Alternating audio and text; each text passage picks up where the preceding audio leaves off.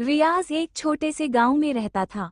वो एक आम सा मजदूर था जो रोजाना काम पर जाता और रात को देर से वापस आता। लेकिन पिछले कुछ दिनों से उसे महसूस हो रहा था कि कोई उसे देख रहा है।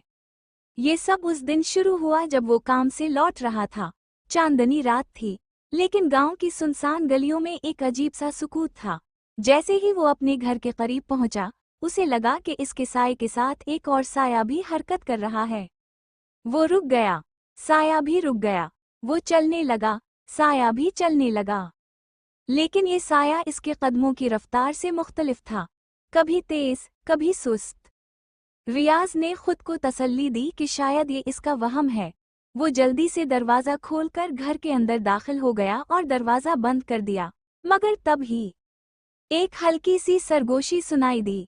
तुमने मुझे देख लिया है, अब मैं तुम्हें छोड़ूंगा नहीं। रियाज का दिल धिक धिक करने लगा।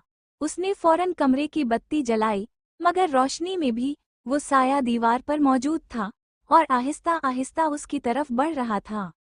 इसकी टांगें कांपने लगें। इसने चीखने की कोशिश की, मगर आवाज इसके हलक में दबकर रह गई। साया दीवार से अलग होकर हकीकत में तब्दील होने लगा। एक खौफनाक चेहरा, सुर्ख आंखें, नुकीले दांत। और फिर अचानक कमरे की बत्ती बुझ गई।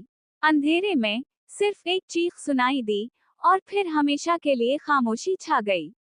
किसी ने रियाज को दोबारा नहीं देखा, मगर इसके कमरे की दीवार पर एक नया साया हमेशा मौजूद रहता था।